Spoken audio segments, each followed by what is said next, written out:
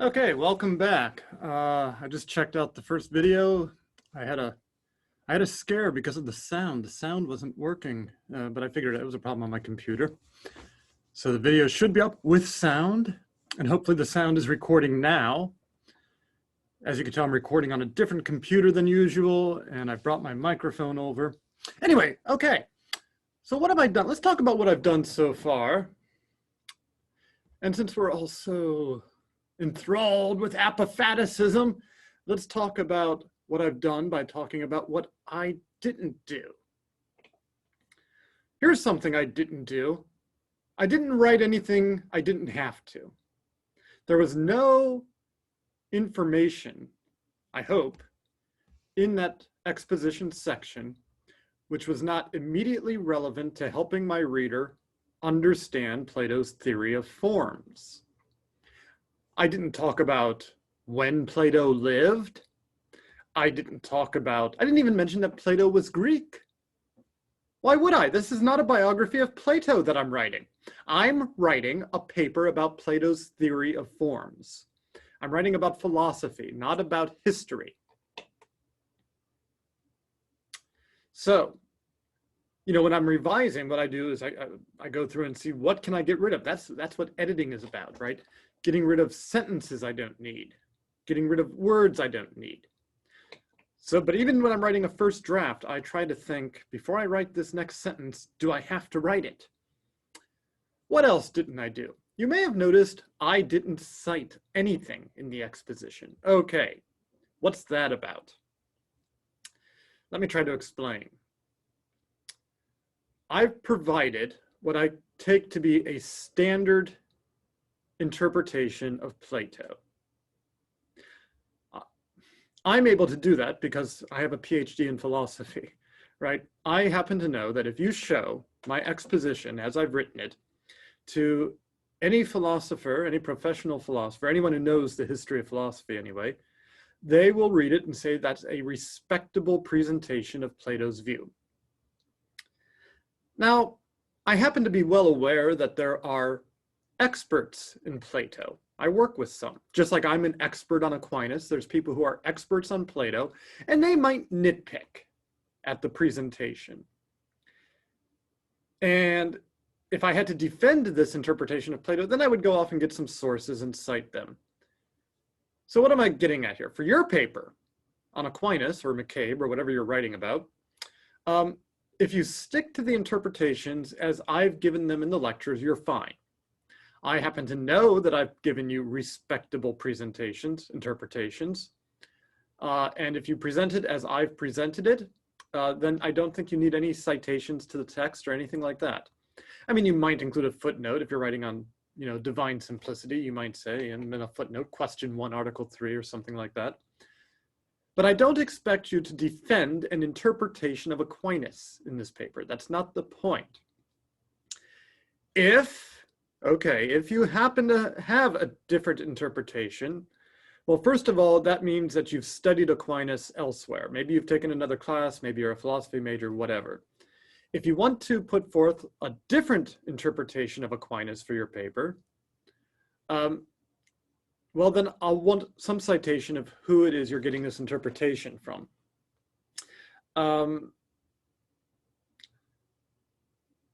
This is going to sound very arrogant. I'm simply of the view that none of you are well versed enough, nobody who's taking this class in fall of 2020 are well versed enough with Aquinas and with medieval philosophy to, on your own authority, challenge the interpretations I've put forth. Once you go to graduate school, great. Once you've read a lot more about Aquinas, great. Then we can compare our interpretations of some of these things. But I don't want you going off coming up with your own interpretation. Now, like I said, maybe you've read a different interpretation. Well, that's different. That's not your own. That's something else that's been published. Let's say you're writing on analogy. Okay, somebody who's written a lot about analogy is a guy named Ralph McInerney. He does not agree with my interpretation of Aquinas on analogy. He's written books, several books about Aquinas on analogy. He thinks it's more than just an observation about the quirkiness of language. He thinks analogy has to do with how we know God. There's, analogical knowledge and things like. Well, if you're going to talk about that interpretation in your paper, if you're going to evaluate Aquinas's theory of analogy along those lines, well, then you need a citation. Then you're going to say, in your exposition section, you're going to do the exposition, but you'll have a footnote saying you're following here McInerney's view as laid out in ... whatever book or paper you've read. I don't think that's going to be an issue for most of you. Most of you should just stick to how I have been putting things out there myself. And when you do so, you don't need any citations, at least as far as your exposition goes. It's only when you think that you have reason to challenge something I've said that you might want to do that. Okay, let's move on to section 2 of the paper here, shall we? We shall. Behold the power of share screen. Yeah. Let's take a quick look over everything I've written so far. Let's do a quick mini revision. Let's take a look at this yellow thing. I call these general terms. I call these by the phrase general terms because they can be applied to multiple things in a non-arbitrary way. General terms differ from names. Of course, Kovac, let's just be clear that that's a name, can be applied to multiple things. Ooh, typo.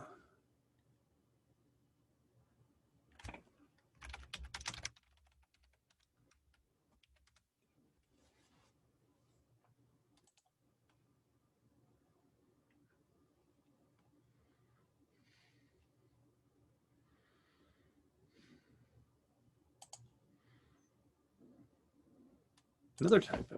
Lots of typos. See, this is why revision's important.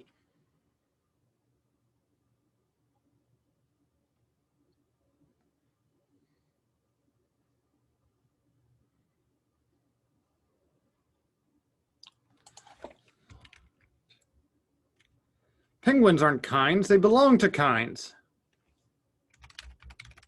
2.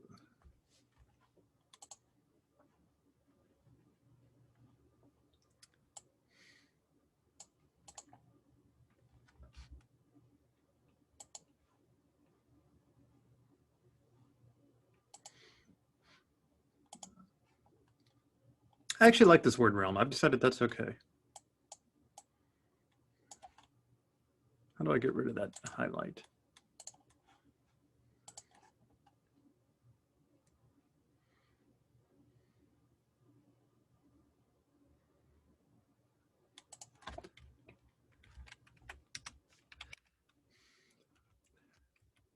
I think that makes it a little bit easier to read, but you might, I might reconsider that.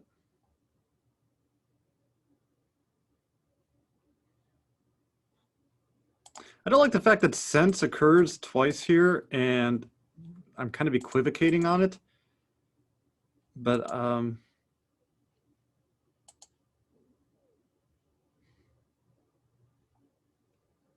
I can't think of any other word that would go here. I could say imperceptible to our sense perception, but that's actually even more awkward. One, because I've got perceptible up here, and then it just adds a word when sense, okay, whatever. Think about it later.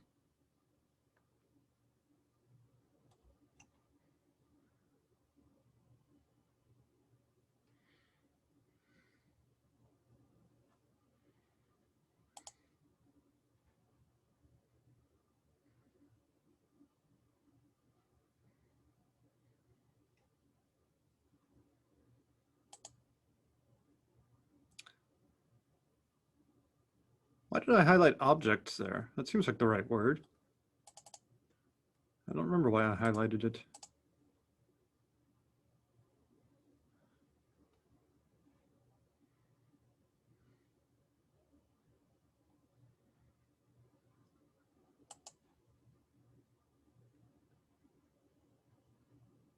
I think that's right.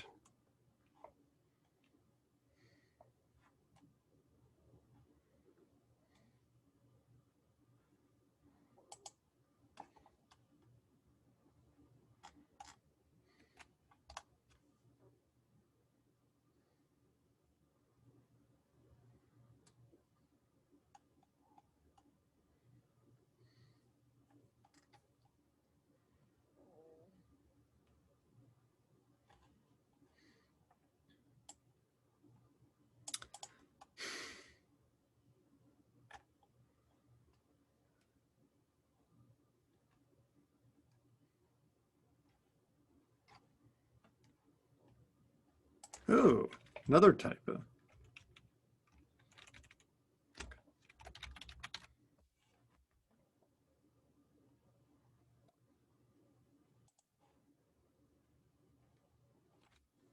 Get rid of really. Adverbs almost never do anything, do they? We can almost always get rid of adverbs.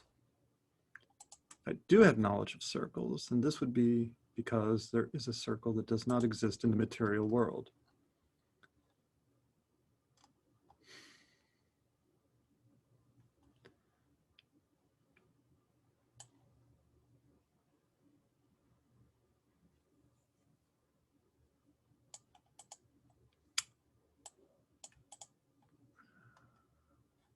I'm not really entirely comfortable with this example at the end.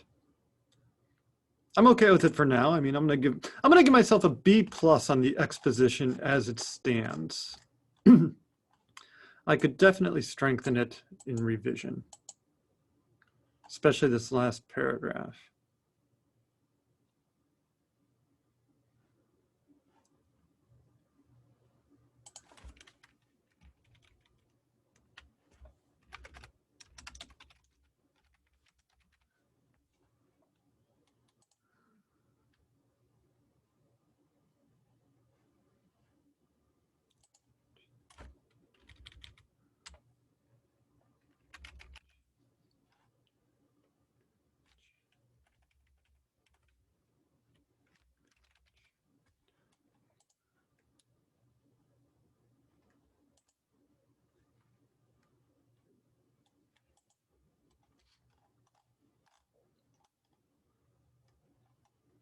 So I believe that somebody reading this exposition section will have knowledge of Plato's theory of forms and knowledge of why Plato thought there was this world of forms, as it's called.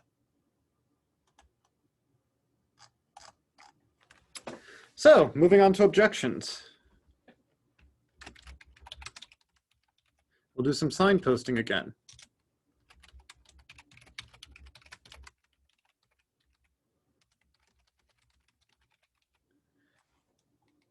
Here I am going to put a little citation.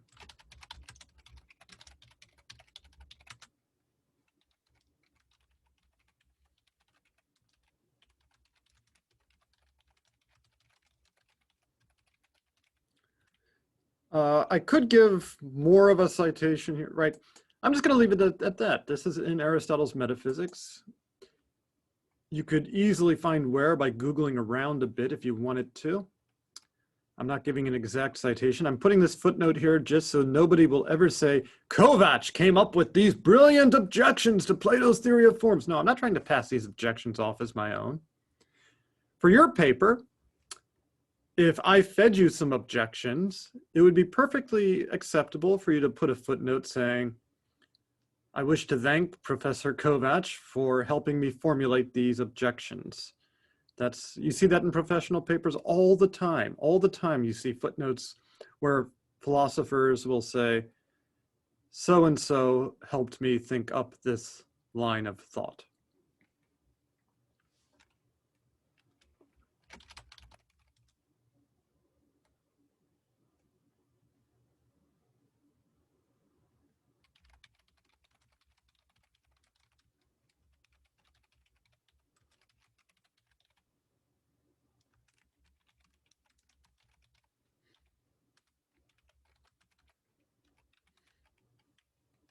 I keep wanting to say devastating, but a devastating objection is one that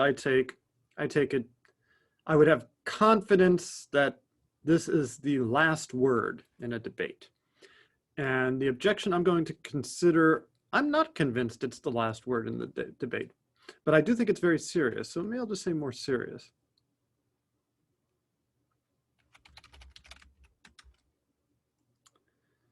My only concern about this, I'm going to highlight it. Does this mean my first objection isn't serious? Does this mean my first objection is just dumb and I shouldn't have been wasting your time with it? Never waste your reader's time. Trust me, your reader has more important things to do. My reader has more important things to do than to find out what I think about Plato's theory of forms. So I'm not going to waste their time because they probably wish they were off drinking for Thanksgiving, and here I am saying, let me tell you about an argument that's not so serious, man. Okay.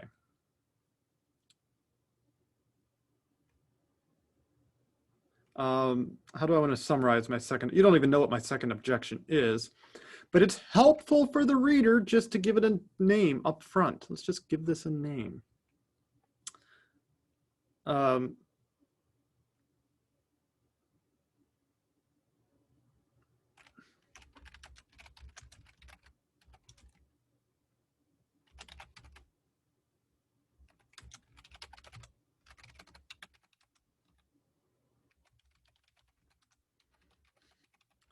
You might not even know what an infinite regress is, but I'm going to tell you when I get to it.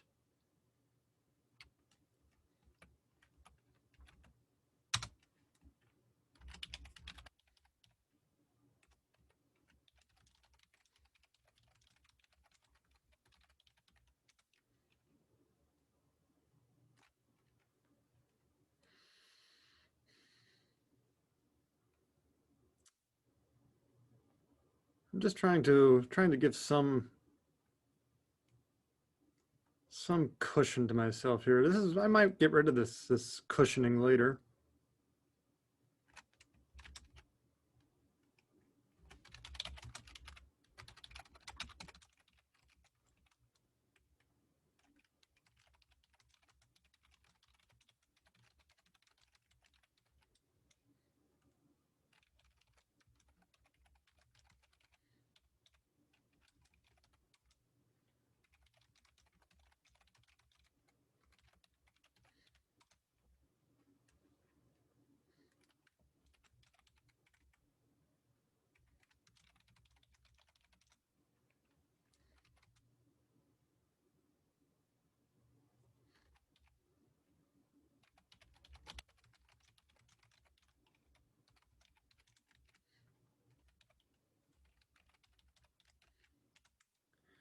I have in mind the obscurity of what is meant by the word imitation.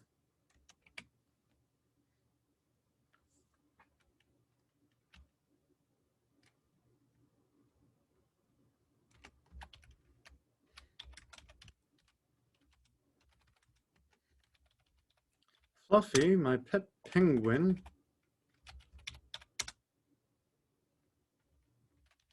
imitates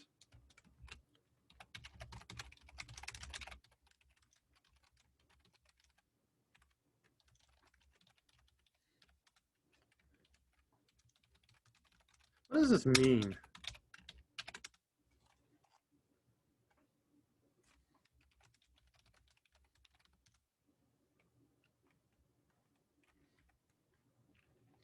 Okay, how do I want to explain the obscurity here? So notice what I'm doing here. First of all, I got subsections.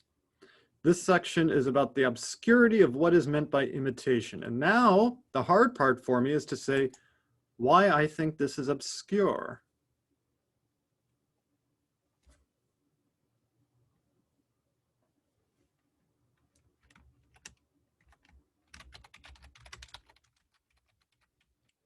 More generally, let's just speak generally. I don't need qualifiers.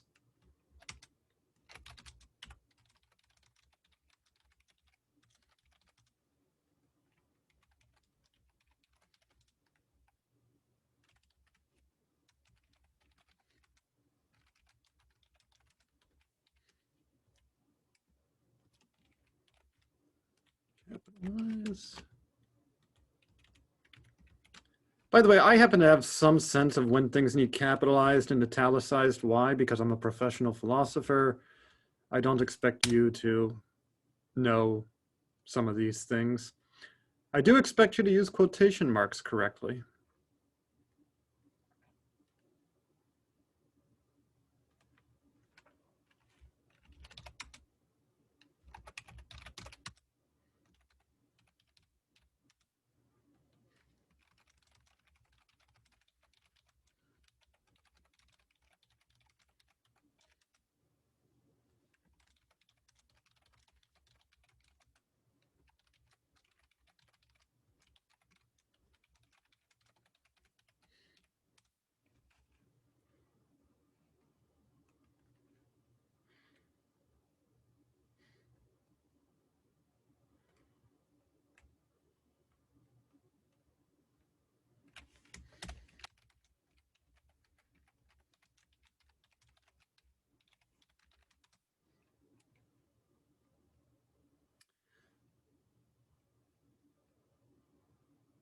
She imitates Bob Dylan.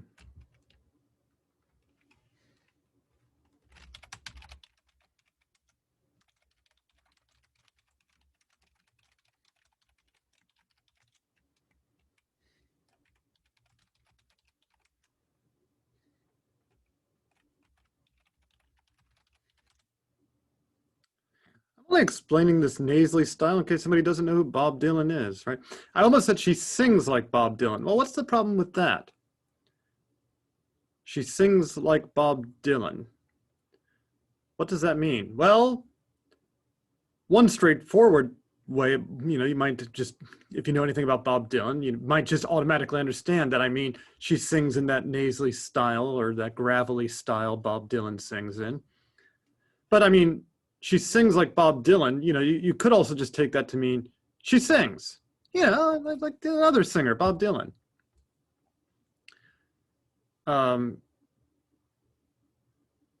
If you say, my friend is a teacher, I might say, oh, like me. And you might, if you said, my friend's a teacher, and I said, oh, like me, you could just say, yes, like you. That's something my friend does. My friend goes into a classroom and teaches like you. Remember when I used to go into classrooms? Those were the days. Of course, it could mean that your friend teaches like me, meaning that your friend, I don't know, how do I teach? I don't use PowerPoint, and I tend to talk about my cat a lot. I don't know. So I didn't say she sings like Bob Dylan, because that might just mean I wanted to be more specific here. Anyway.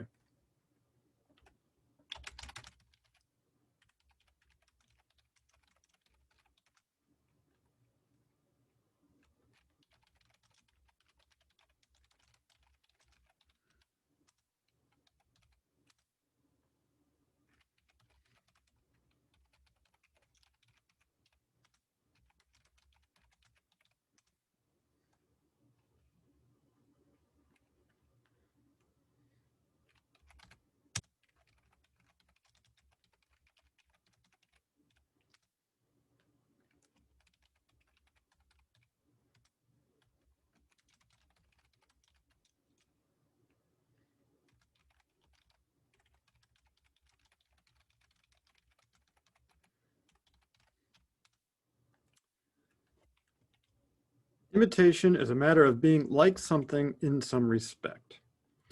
That's a little repetitive, but I'm okay with this repetition because it's so damn important. My whole objection is going to rotate around this little point.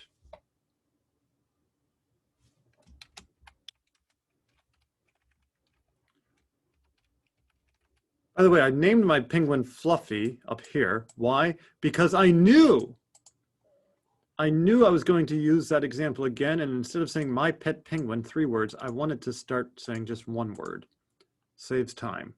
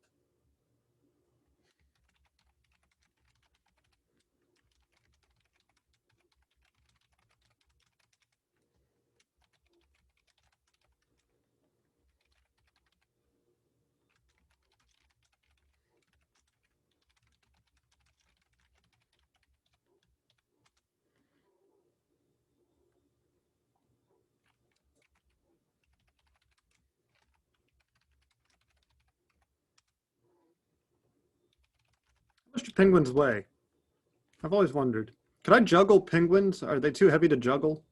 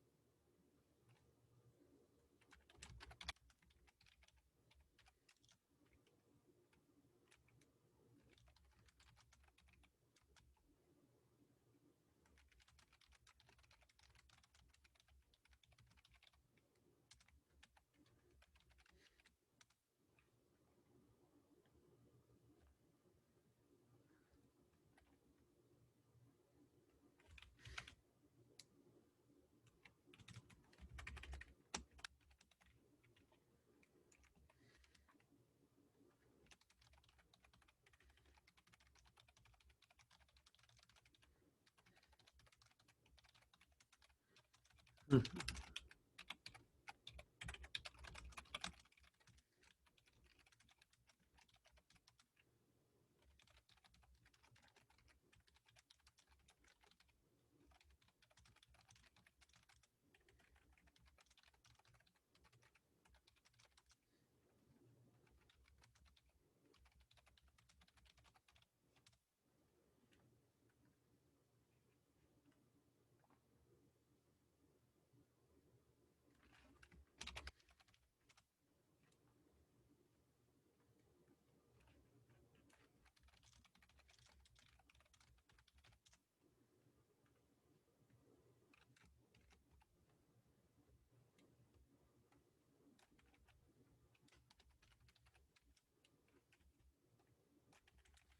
Okay, you can see I'm struggling a little bit here with figuring out how to put this next point.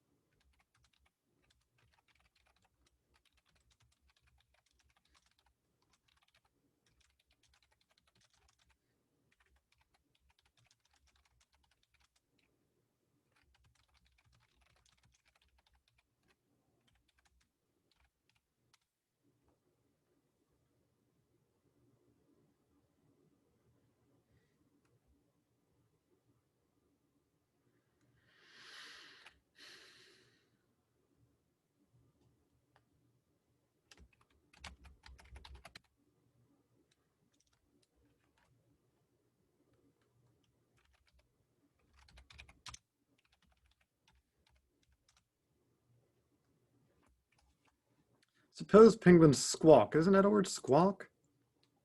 There it is, squawk.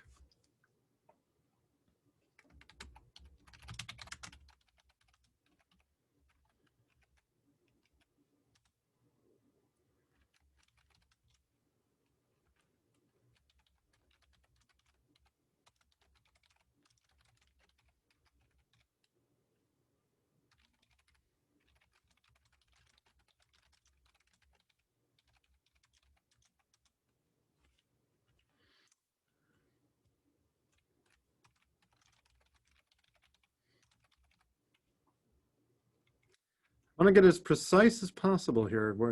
Keep things similar. So, because I'm going to introduce animality in a moment, so I decided to go back and add it.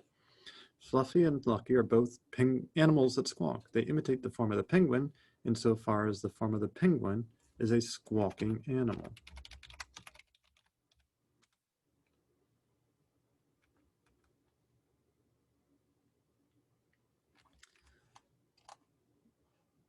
You know, when I woke up this morning, this objection was crystal clear in my head, and now I'm struggling to get it into the right words, but that's okay.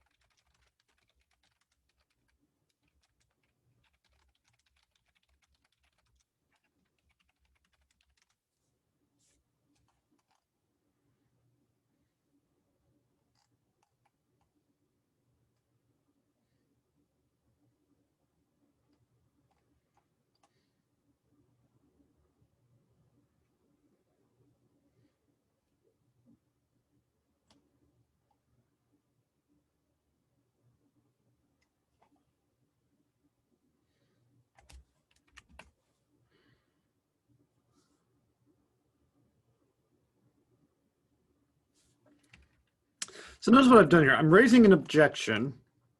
My objection is what is meant by imitation. And now I'm going to try to, I'm kind of playing ping pong with this objection. I've put it out there. I'm trying to explain why it's such a problem. But the ping pong's going to come now. I'm going to suggest ways that maybe it's not a problem. So I've hit it. I'm going to hit it back. And I think I'm going to hit it once more. So here's the hit back. Here's the return. I've volleyed, now I'll return.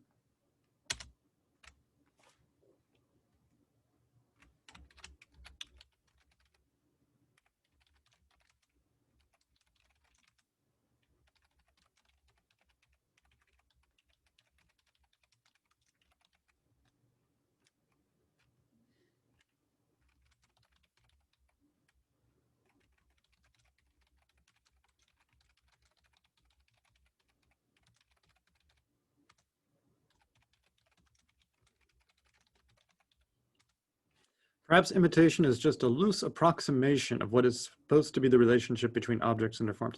You may have noticed when I first started writing this sentence, I was writing something like, perhaps imitation is just a loose approximation of what the relationship between objects and their forms is supposed to be. I stopped midway to change it. Why? I didn't want to end a sentence on the verb to be. I think that's just a weird way to end a sentence. I'd rather end it with something important, like objects and their forms. That's a much punchier way to end the sentence.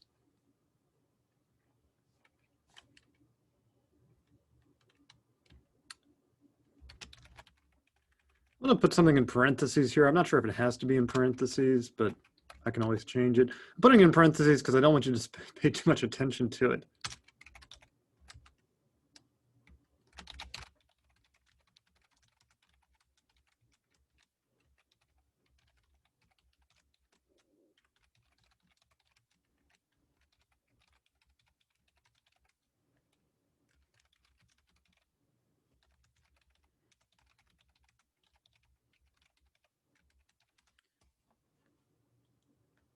Am I using the word dispel correctly? Okay, when I use a word I'm not used to using too often, I do look it up.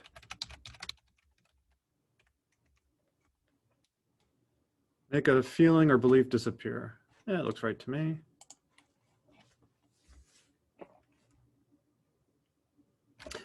By the way, you may have wondered up here, this looks like an objection. And indeed, it would have been okay if this had gone into the objection section, all this stuff about what knowledge is. I decided to put it in exposition because I think it helps understand Plato. It just helps understand what Plato means. It's only an objection before you understand what Plato means by knowledge. Once you have a clearer idea of what Plato means by knowledge, this objection rapidly goes away. Objections, good strategy for objections is put them in ascending order. Start with what you take to be the weakest objection. This is, by the way, the exact opposite of the direction Aquinas goes. Start with the weakest objection and build to the strongest objection. That's just a general rule. I think it helps. It's nice to end your paper with what you take to be the biggest takeaway.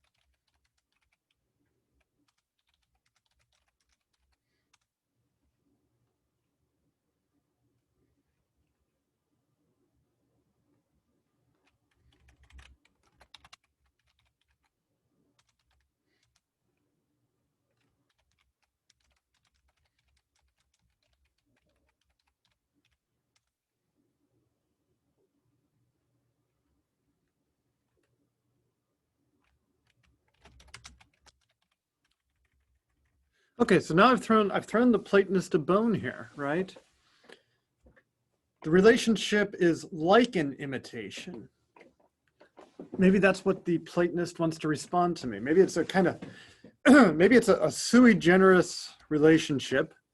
It's a relationship that doesn't really have any others like it, but it's kind of analogous to the relationship between a shadow and an object.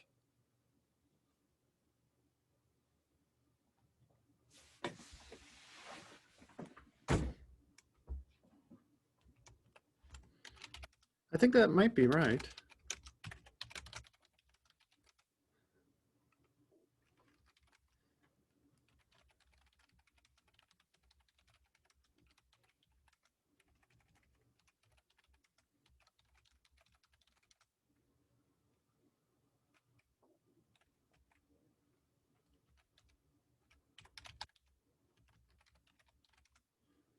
I'm going to use an adverb. I don't do it often. Relationship is left undefined, and frankly, that's uncomfortable. The imitation relationship is still left uncomfortably undefined. I'll think about this. Those two unwords right in a row. You know, revision should always be done at least 24 hours after you write the paper. And this is the kind of thing where I could wake up tomorrow and say, yeah, actually, I like that. I like that uncomfortably undefined. Or I could wake up tomorrow and say, there's such an obviously better phrase to have used. What is wrong with you, Kovac?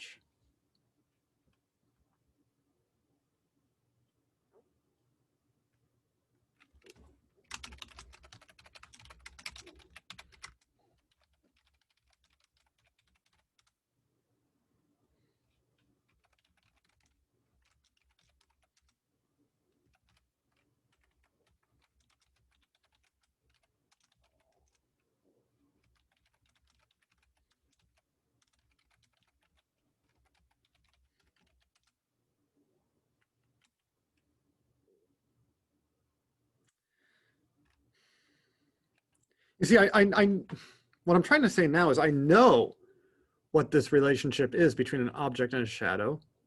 I know what it is because I know how to make shadows. I know the relationship between a source of light, a shadow, and an object. I can explain how one produces the other.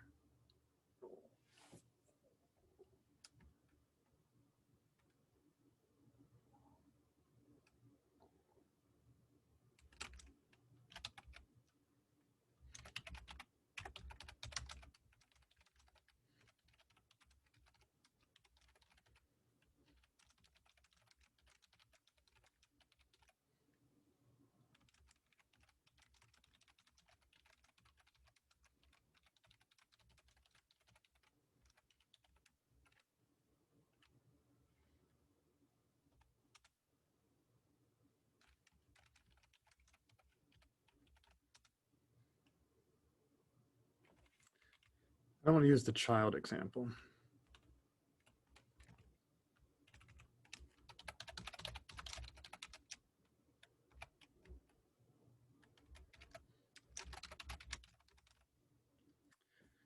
You'll see why I want to change the example here.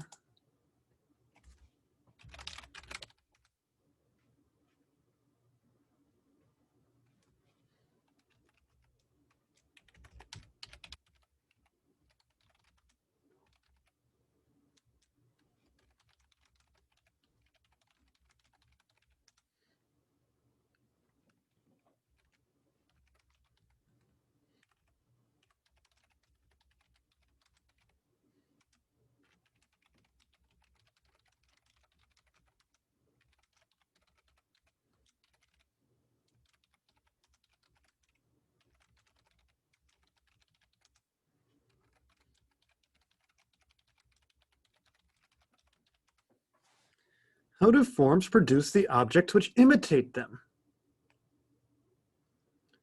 Objects produce shadows, and I can say how. Even if I couldn't say how, I could try to figure out how, and I would know how to go about figuring it out. But if that allegory is, maybe the allegory is meant not supposed to be carried that far.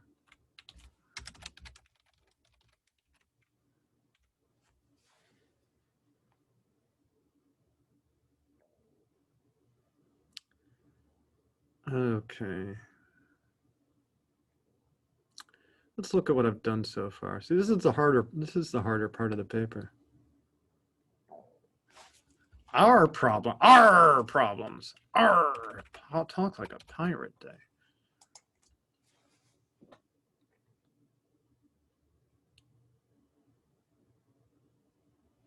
Too many answers.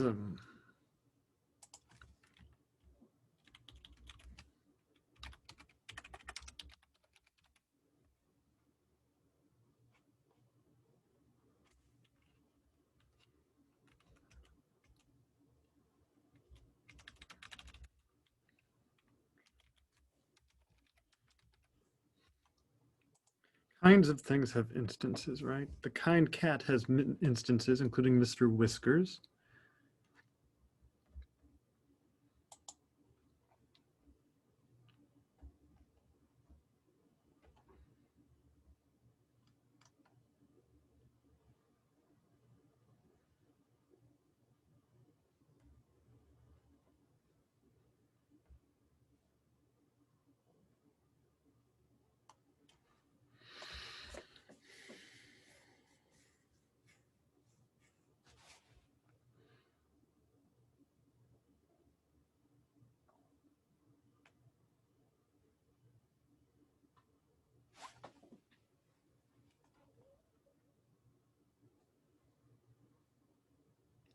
So the objection I'm really trying to push on here is that this imitation relationship is left entirely undefined on Plato's theory. And I'm trying to push on why that's bad. What is the relationship between the tree and the form of the tree? Imitation. Imitation with respect to what?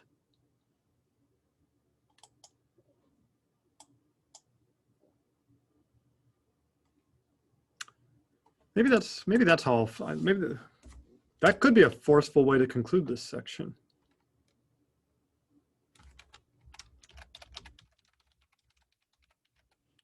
To conclude this objection, that's awkward.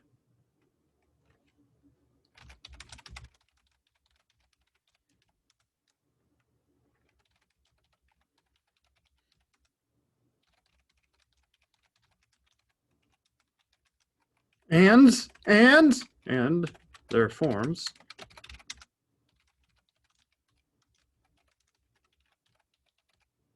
Let's say by Plato.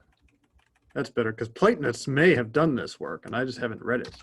But I know enough about Plato.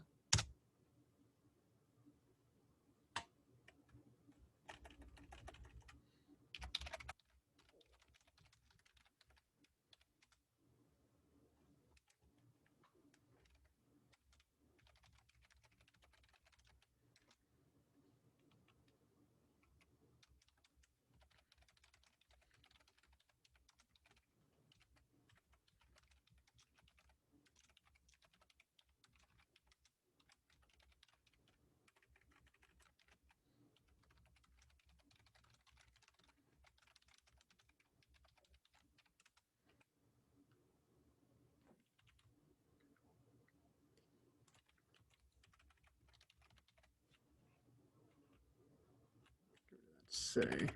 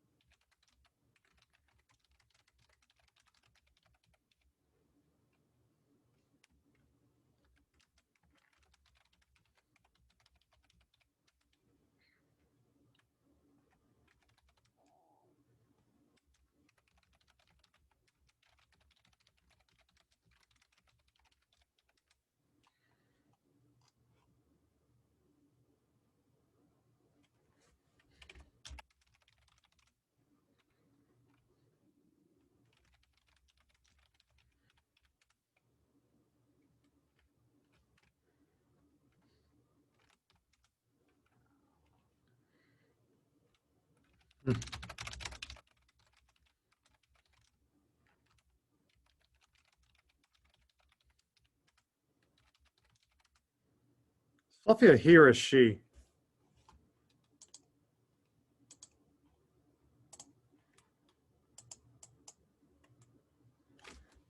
I'm going to leave it he just for the moment.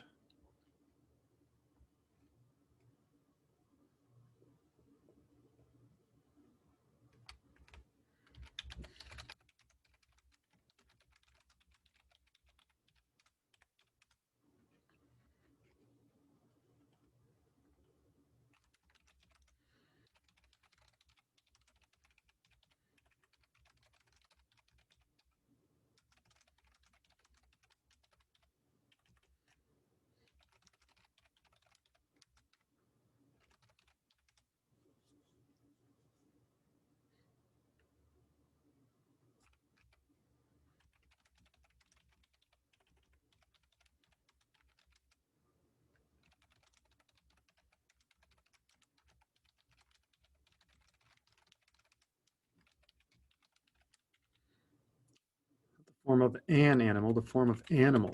You guys ever watch the Muppets? Animal! Animal like to play drums. Is that animal or monster? I have to look this up, sorry.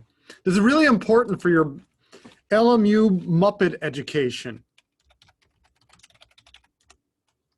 Yeah, it is animal, I knew it. Don't you ever question my knowledge of the Muppets again.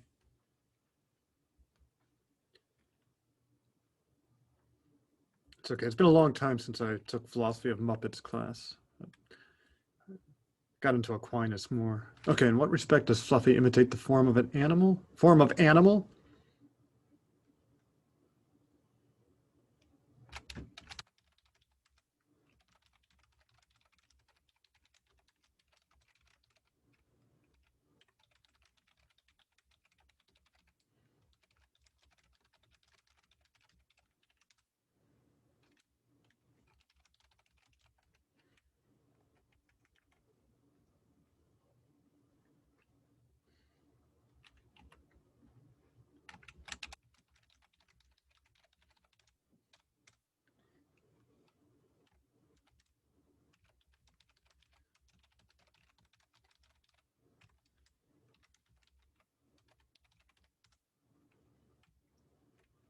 I'll say Platonist.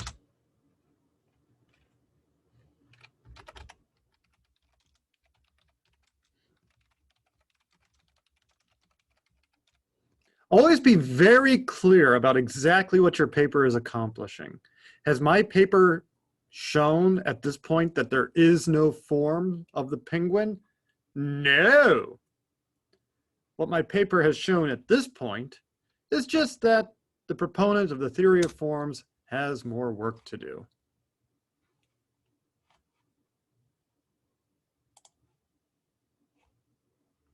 Sorry, why did I do that?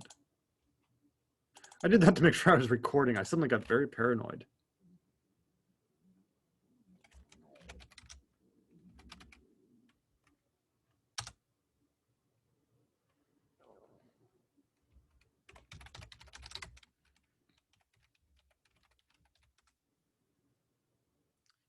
So, you know, in your paper, if you say you have an objection to the five ways, if you have an objection to Aquinas's first way, say that a defender of the first way needs to show how this objection can be dealt with. Not, there's a mistake in the first way, therefore God is dead. Don't do that.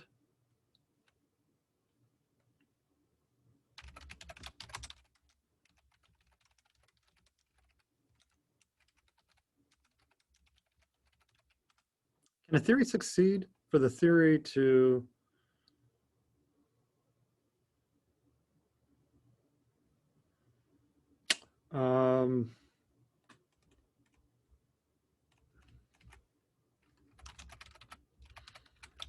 this is a very mild thesis.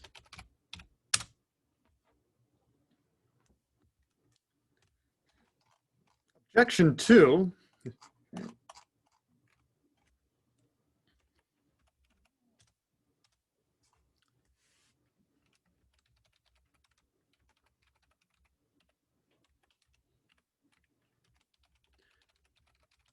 Now, I don't assume my reader knows what an infinite regress is. They can probably figure it out.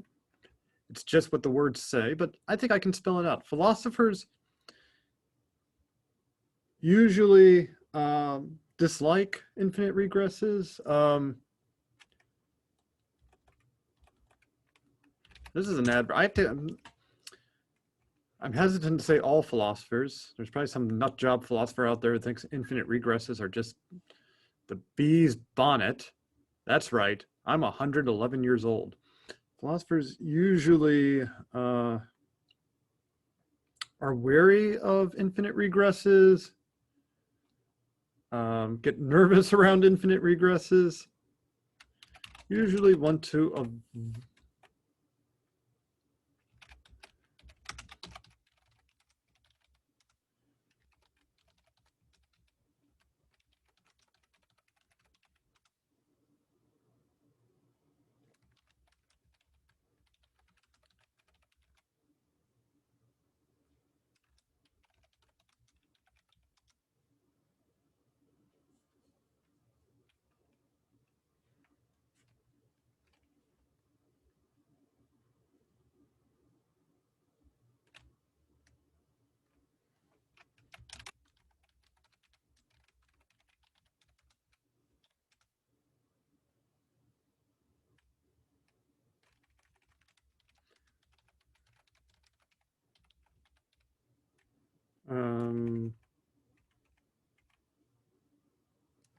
yeah, we're actually use X.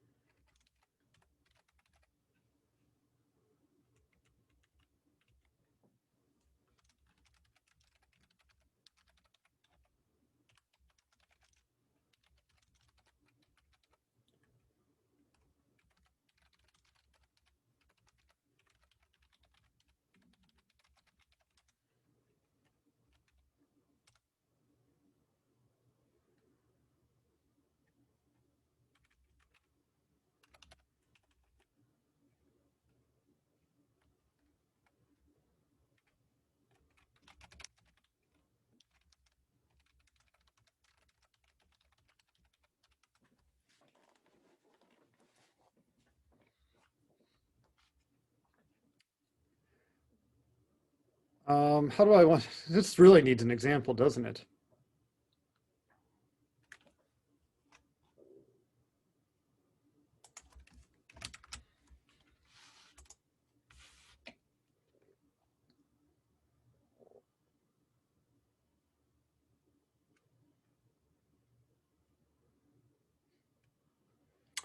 What's an example here? First, I want an example of something that doesn't generate an infinite regress.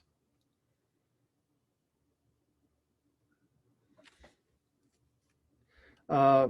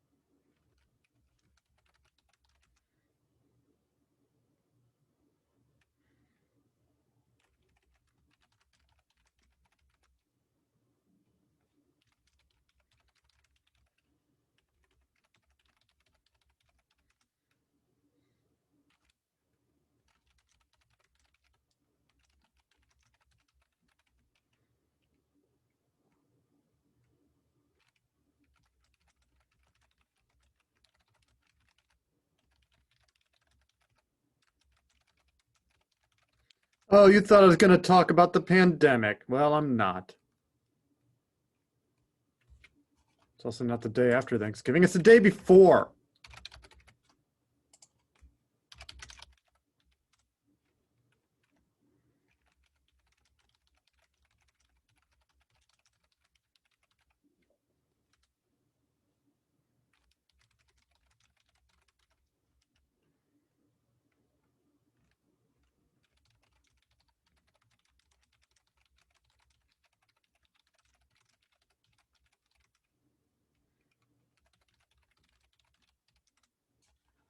Does that mean empty? I get really nervous about words sometimes. Yeah, okay.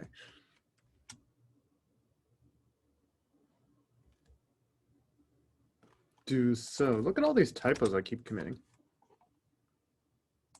That's why I would be sure to proofread this tomorrow if I were a student, or if I were submitting this for publication.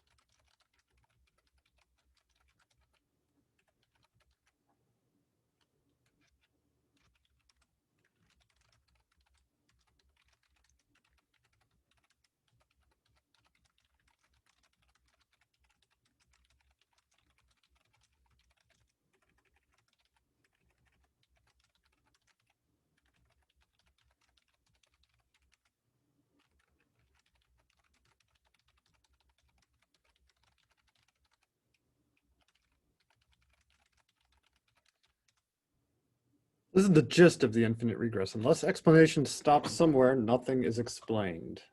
It's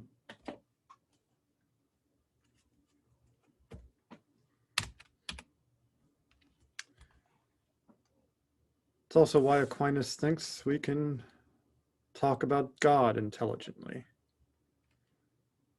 Why my cat? Because animals. Why animals? Why anything? Unless the question stops somewhere, nothing is explained.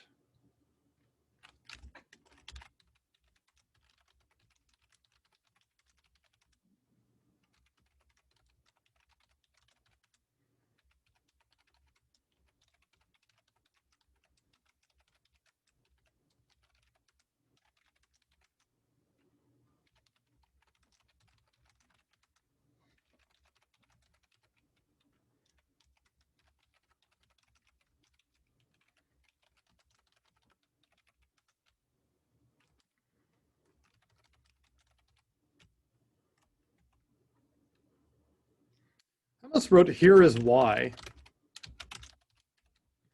I can get rid of that. It's not necessary.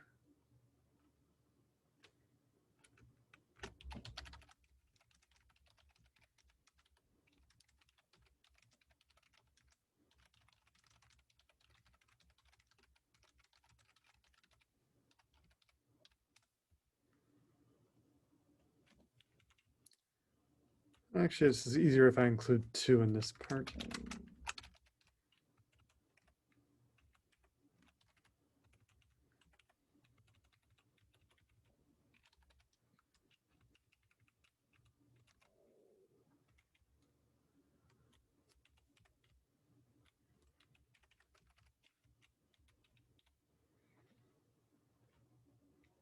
Are you having fun? This is fun.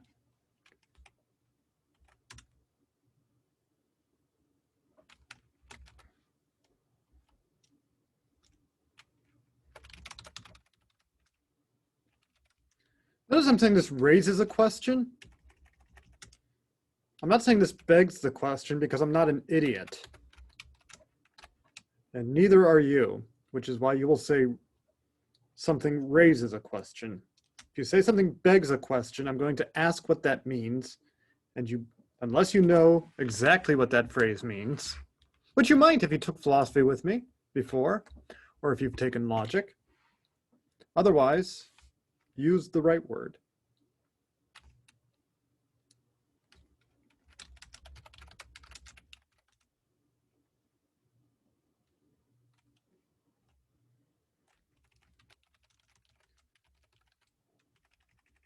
What is it in virtue of which?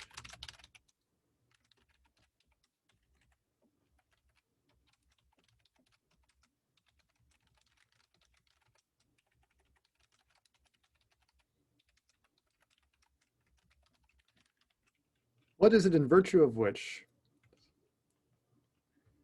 I didn't know how else to put that. It's a little bit awkward, it's a little bit ugly.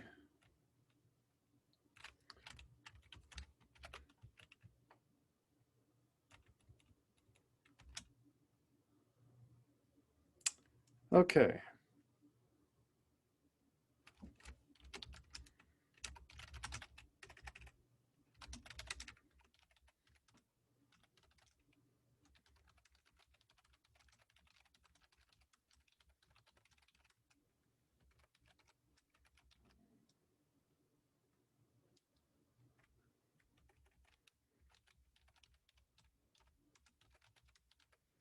I don't need to capitalize that.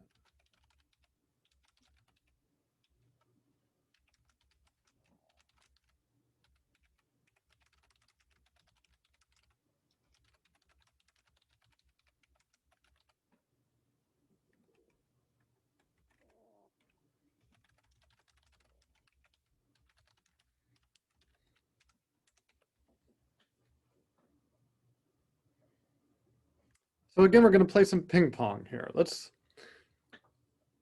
try one response. One response would be, the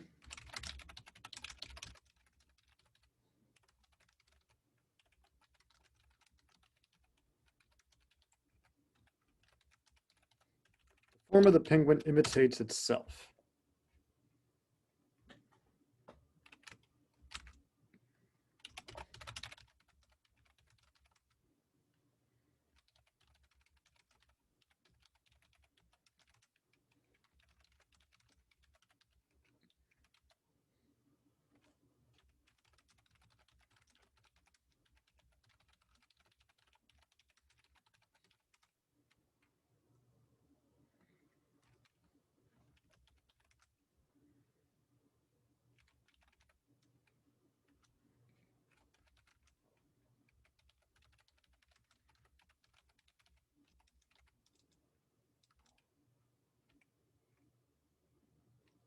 I want to say that, okay, here's what I'm trying to say. I'm trying to say that if the relationship between Fluffy and the form of a penguin is the same as the relationship of the form to the form, then imitation just isn't even the right word at all.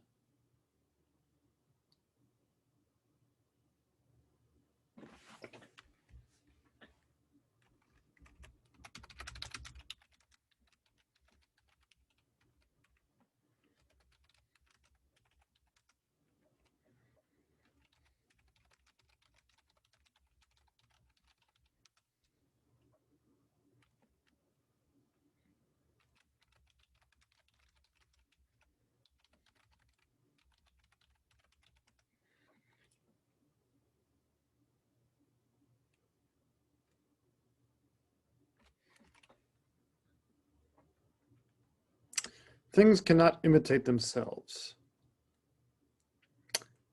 I feel like I need to say something here because I can hear somebody objecting to that.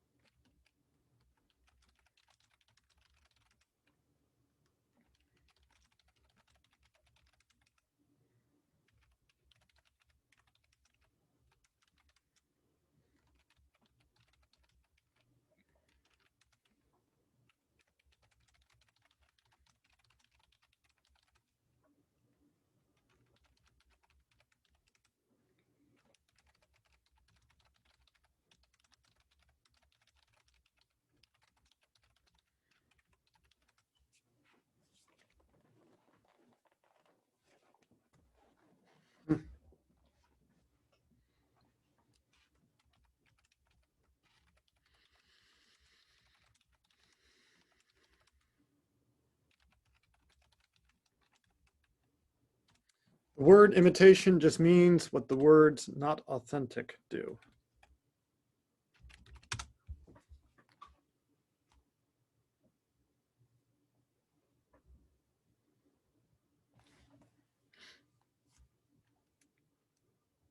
What's an imitation? What's a common like an imitation food? This is imitation. Oh, American cheese is imitation cheese.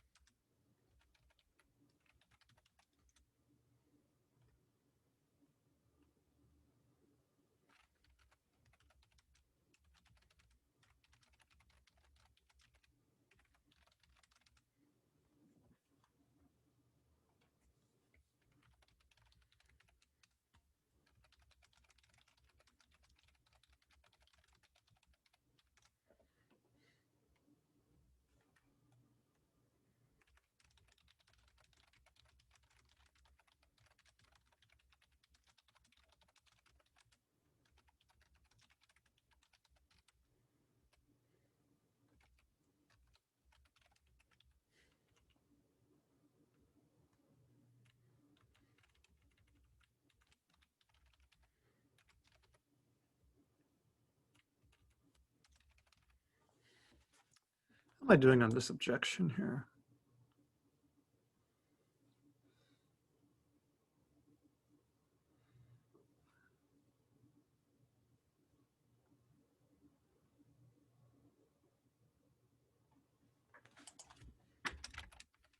Just spell it out for you.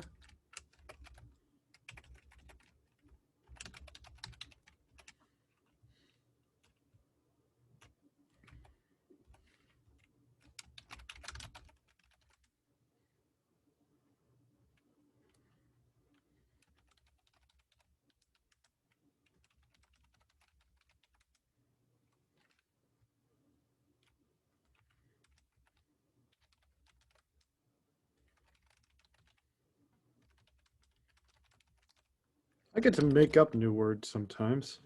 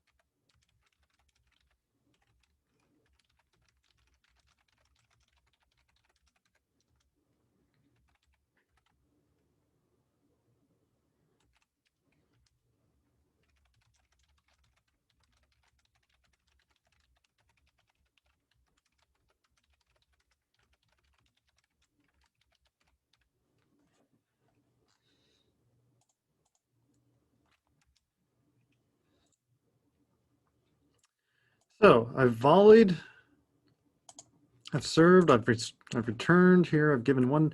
Let's hit it back again. I've got some more going. I've got more. I've got more.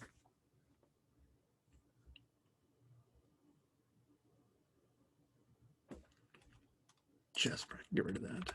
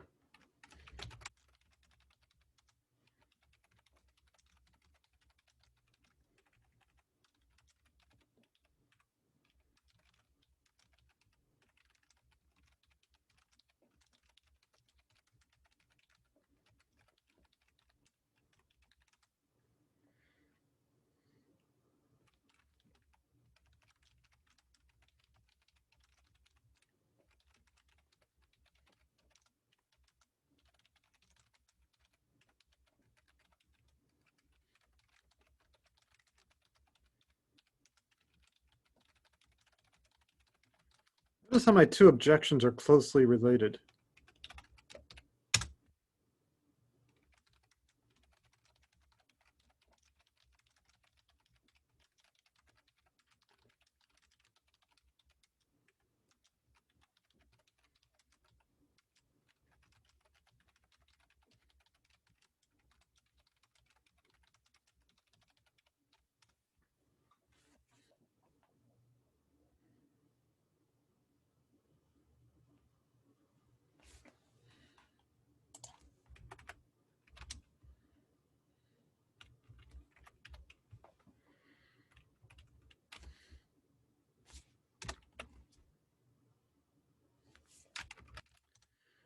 Here's something only I can do because I've thought a lot about this and read a lot about this.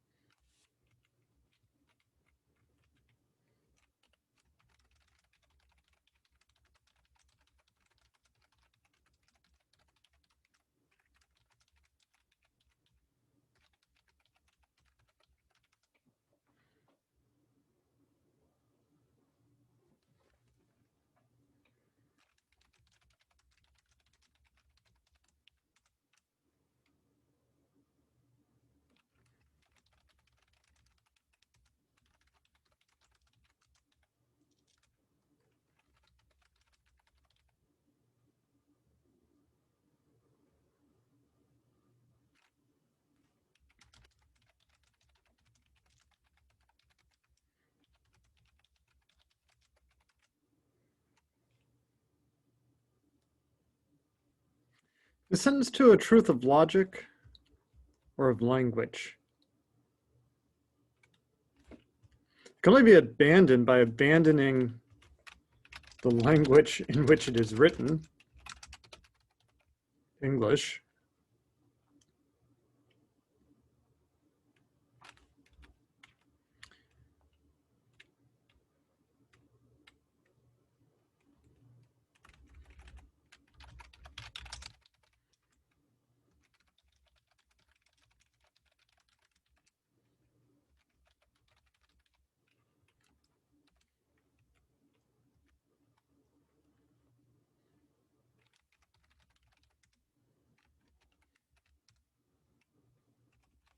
Save statement 3 for last.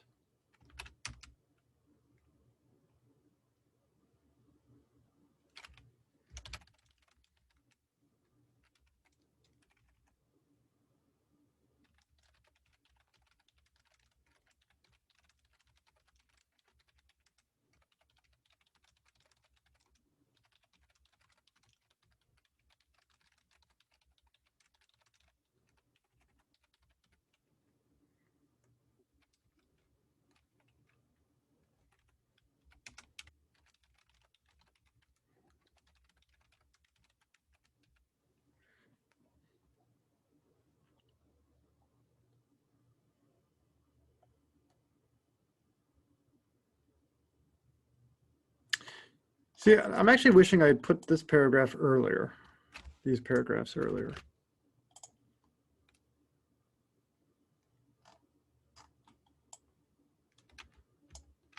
Where can I put them?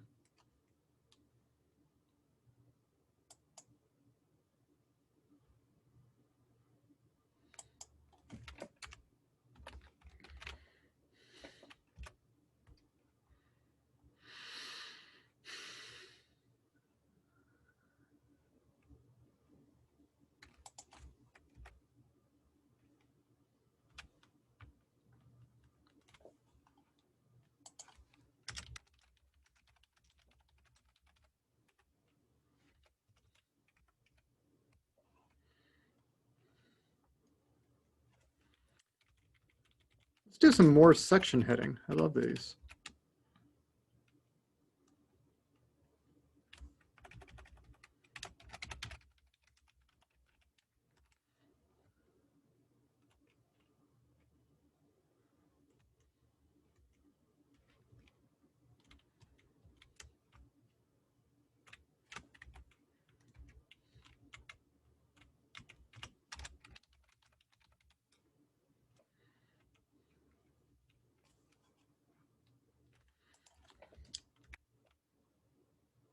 Wait, what did I do?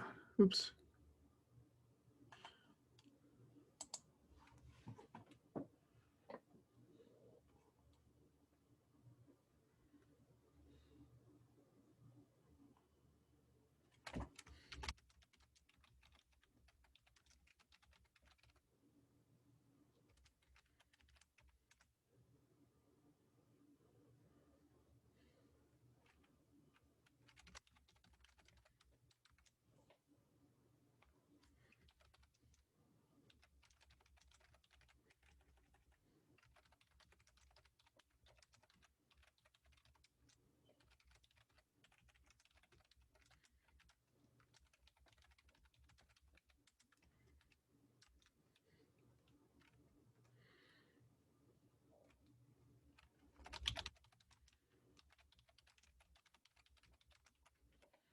What section was that? 2.1?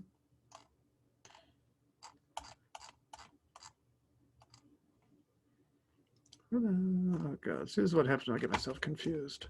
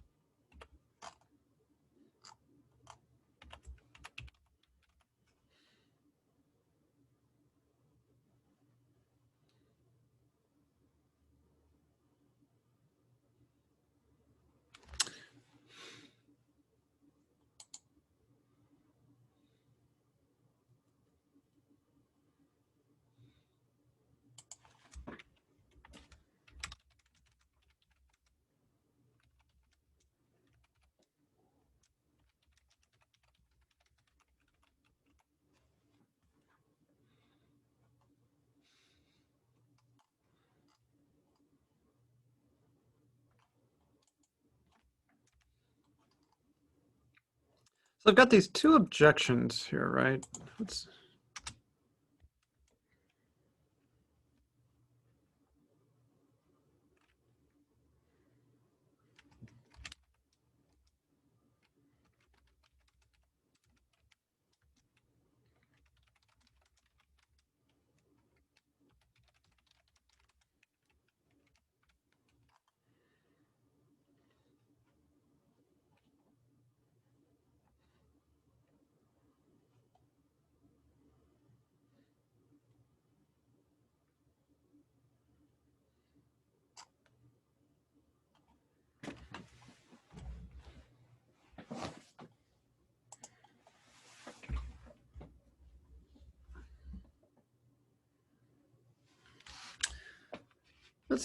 So here, what I'm going to do now is, all right, I've got the objections out there about this infinite regress. I've put out this objection. The theory of forms generates an infinite regress. Now I'm looking at two ways that somebody might respond to this criticism. One way to cut off the infinite regress is to deny, or is to maintain that forms are self-imitating.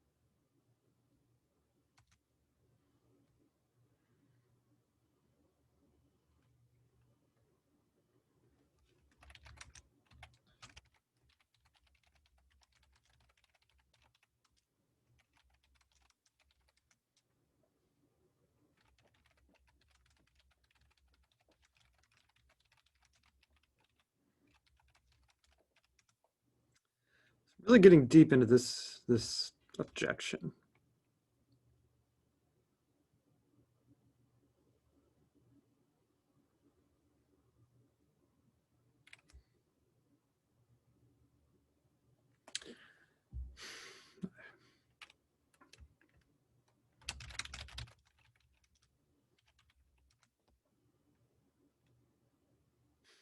This is going to get really technical, kids. Hang on to your seats.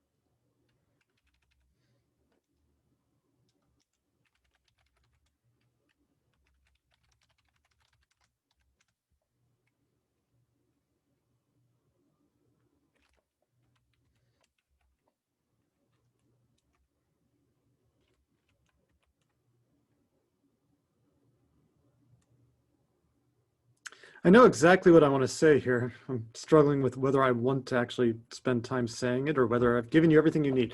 Okay. I've got some words to write there.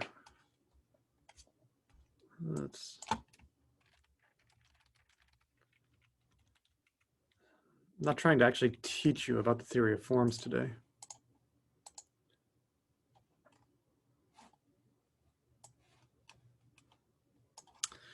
Do I want to write more about this objection? I probably do, if I wanted to finish this paper.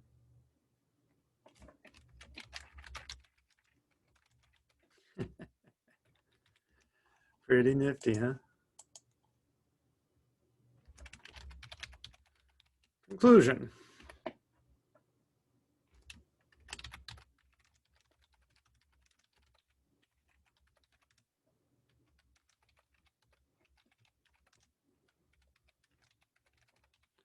like to conclude by praising whatever I criticized.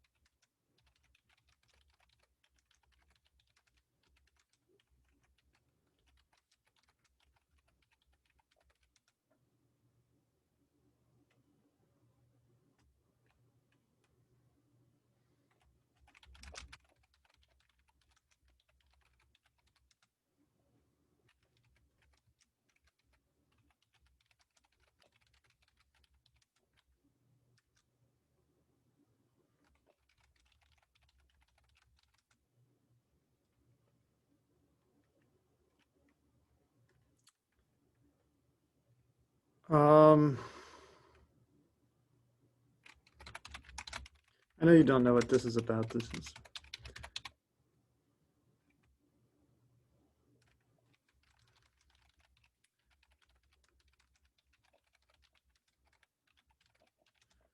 let's put it that way. Since I didn't introduce the idea of real essences early in the paper, so the conclusion is no place to introduce new information. I've talked about how the theory of forms makes scientific knowledge possible. I did that up here. I've talked about how it justifies what we do with language, like when I call both Jack and Jill humans. And it's important because it's drawn our attention to the possibility of immaterial reality.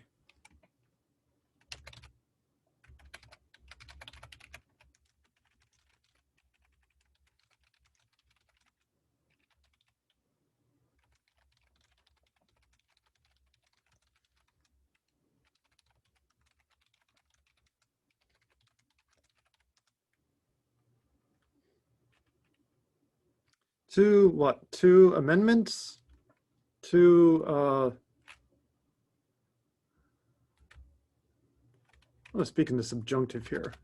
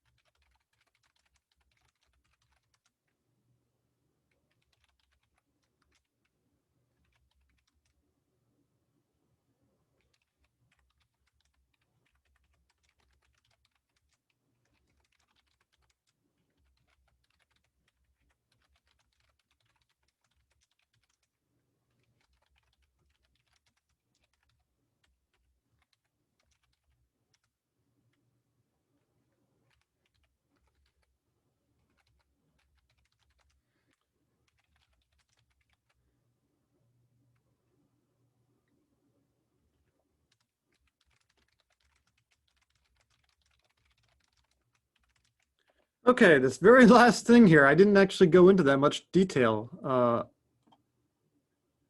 up here in 2.2.2. That's something I have to do. Sometimes when you're writing the conclusion, you realize you forgot to do something.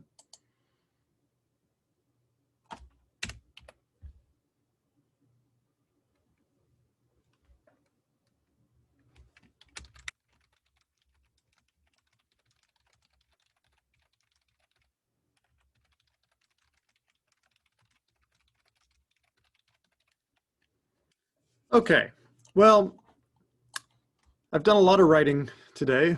I started at about 11 o'clock, I think. So it's now 2 o'clock. For the past 3 hours, I've been writing. And this is not a bad first draft, is it? What I would do is I would revise this tomorrow morning. I would go through, rewrite certain paragraphs. I would try to fill out this 2.2.2 a bit so that it lines up with the end of my conclusion. One more thing I could have done in this paper. It's a little bit advanced for this class. I could have, under objections, added a final section about where I think Plato went wrong. Notice I gave Plato's argument way back here. That's his argument. That's a valid argument. So why is it not sound? Where did he make a mistake? The mistake, I think, comes in positing that the forms themselves have a kind of independent reality. That's the mistake. And I could say something about that if I wanted to, but that would actually be a little bit beyond the scope of an undergraduate paper. And it would definitely take this over 4,000 words. As you can see, I'm at 3,000 words now. I think I want your papers to be around 3,500, no more than 4,000. If you turned in this paper, I mean, I would, again, I would say some of it needs revised. Content-wise, my big complaint would be, I would like to see a little more pushing on this point, I think, if you really wanted the A++. But this paper is anywhere from B+, maybe probably an A-, maybe even a low A.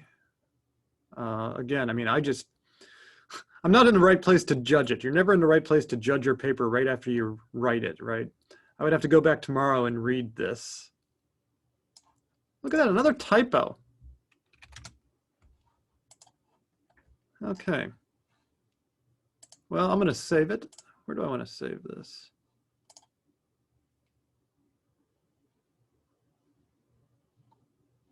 I'll just save it here. And now you get to see all the secret folders I have on my computer.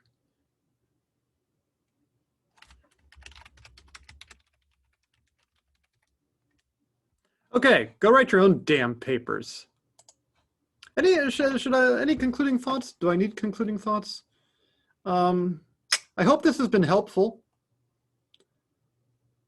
If you want to talk about it, we can. Remember, the idea is just to be clear, be precise, be organized.